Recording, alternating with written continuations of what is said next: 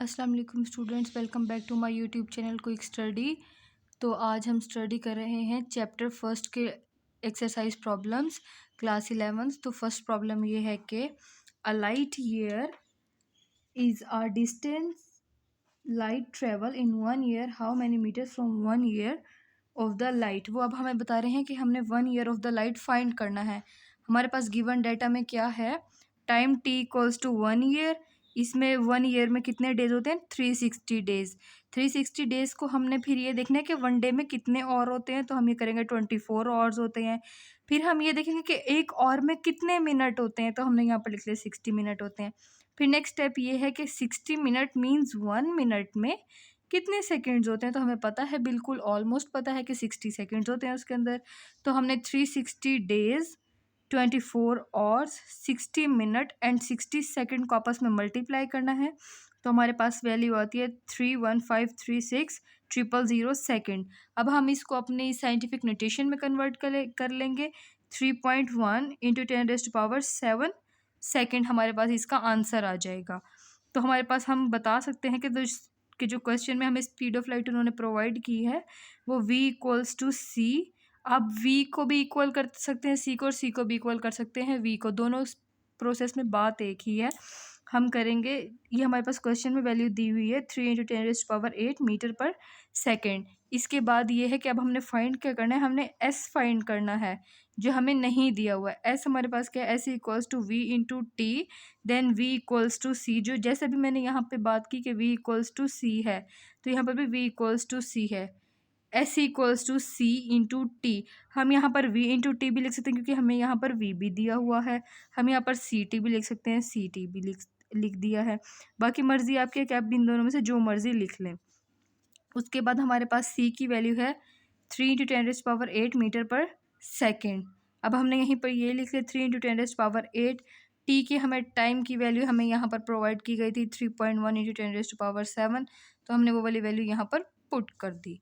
जब हमने with the help of calculator इसको आपस में मल्टीप्लाई किया और वैल्यूज़ को आपस में एडअप किया, तो हमारे पास ऐसे इक्वल्स टू 9.5 इंटू 10⁻15 मीटर, ये हमारे पास इसका आंसर आ गया। ओके, क्लियर है आप सबको। उसके बाद हमारे पास नेक्स्ट क्वेश्चन है 1.2, मतलब कि सेकेंड न्यूमेरिकल। ये क्या है, how many seconds are in 1 year. हमने इसके अंदर ए बी और सी तीन पोर्शंस फाइंड करने हैं। उसके बाद है how many nanoseconds are in 1 year and how many year are in 1 second. Again मतलब कि एक ही क्वेश्चन में हमने तीनों पार्ट फाइंड करने, लेकिन वो क्या कह रहे हैं हमें with the help of 1 year. तो अब सबसे पहले हम पार्ट ए सॉल्व करते हैं। अब हमने 1 ईयर फाइंड करना है। 1 ईयर में हमारे पास क्या है, t equals to 1 year, t equals to 360 days, वही बिल्कुल पहले वाले की तरह। 360 डेज के अंदर 24 आवर्स, फिर 60 मिनट और उसके अंदर 60 सेकेंड्स। तो इन सबको मल्टीप्लाई करने के बाद हमारा ए पार्ट का आंसर आएगा 3.1 इंटू 10⁻⁷ सेकेंड। इसके बाद हमारा बी पार्ट है। हमारा बी पार्ट ये है कि 1 ईयर इक्वल्स टू, हमने इसको नैनो सेकेंड में कन्वर्ट करना है 1 ईयर को। हमारे पास 1 year equals to 3.15 into 10⁻⁷ second. 1 second equals to 10⁻9 nanosecond. अब हम लिखेंगे 1 ईयर इक्वल्स टू, 1 ईयर की ये वाली वैल्यू है और साथ नैनो सेकेंड की ये है, तो नैनो को साथ मल्टीप्लाई कर लेंगे। नैनो का मतलब होता है 10⁻9। जब हमने इन दोनों को आपस में मल्टीप्लाई किया, यहाँ पर कोई नहीं थे तो मतलब कि 1 था, 3.15 आ गया। इन दोनों को एडअप किया तो 10⁻16 नैनो सेकेंड आ गया। उसके बाद हमारा सी पार्ट है, how many seconds are in 1 year. तो हमने 1 ईयर इक्वल्स टू, हमारे पास जो वैल्यू अभी हमने स्टार्ट वाले उससे ली थी वो 1 सेकेंड को इधर रखेंगे, इसको 1 से डिवाइड कर देंगे इस वाली पूरी टर्म को। उसके बाद हमारे पास ये आंसर आ जाएगा ईयर में। जब हमने इसको इसे डिवाइड किया तो हमारे पास 1 second will be equals to 3.17 into 10⁻⁻8। मतलब कि हमारे पास ये आ गया है कि एक साल में हमारे पास कितने सेकंड होते हैं। उसके बाद हमारा क्वेश्चन नंबर 2 है। क्वेश्चन नंबर 2 क्वेश्चन नंबर 3 है हमारे पास।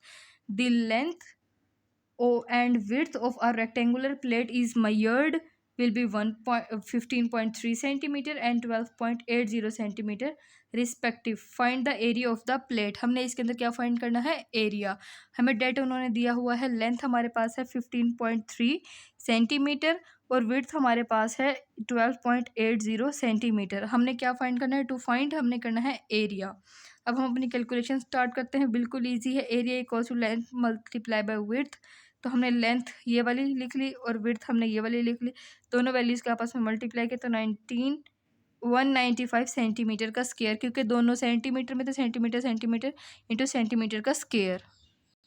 उसके बाद हमारे पास फोर्थ न्यूमेरिकल है, वो है at the following measures with the kg up to approximate precise 2.18, 0.089 and 11.8 and 5.32 kg।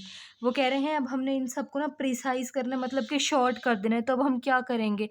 ये मैसेज बेसिकली हम M1 M2 M3 and M4 लिख लेंगे। उसके बाद फिर हम करेंगे total mass will be equals to M1 M2 M3 and M4। हम इन चारों मैसेज को, ये चारों मैसेज इन चारों को ऐड करेंगे तो हमारे पास M टोटल लिख लें आप इसको तो बेहतर है। M total will be equals to 19.35 kg।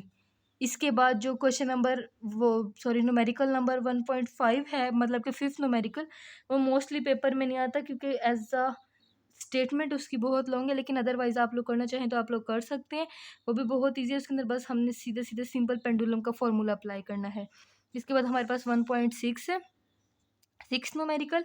वो हमें इसके अंदर पूछ रहे हैं कि what is the dimension of and unit of the gravitational field constant, जो कि हमारे पास जिसका फार्मूला है F=G m1m2/r²।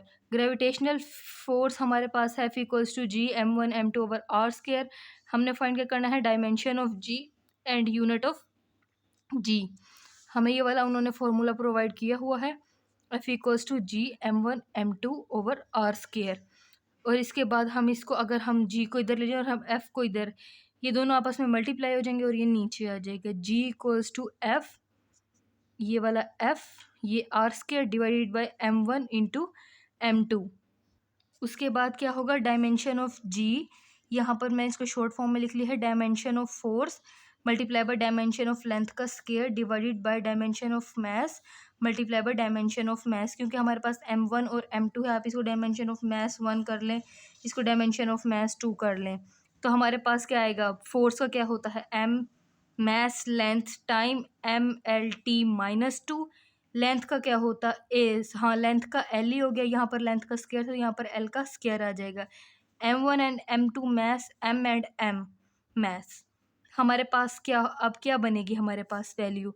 ये बनेगी ml³ t², क्योंकि एक ये l, दो ये l, ये क्यूब बन गया, ये t का स्क्वायर एज इट इज़ आ गया, ये m और ये m, ये बन गया m का स्क्वायर। अब हमने क्या करना है? अब हमने इसको ऊपर लेकर जाना है, क्योंकि डिवाइड की फॉर्म में नहीं लिखेंगे, हम इसको मज़ीद सिंपलेस्ट फॉर्म में लेकर आएंगे। सिंपलेस्ट फॉर्म में कैसे लेकर आएंगे? ये 2 नीचे प्लस में ऊपर जाएगा तो ये माइनस में हो जाएगा।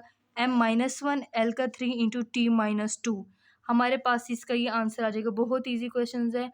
आई होप आप सबको क्वेश्चन समझ आए होंगे। वीडियो अच्छी लगे तो वीडियो को लाइक करें, चैनल को ज़रूर सब्सक्राइब करें और वीडियो को शेयर करें। Thanks for watching. अल्लाह हाफिज़।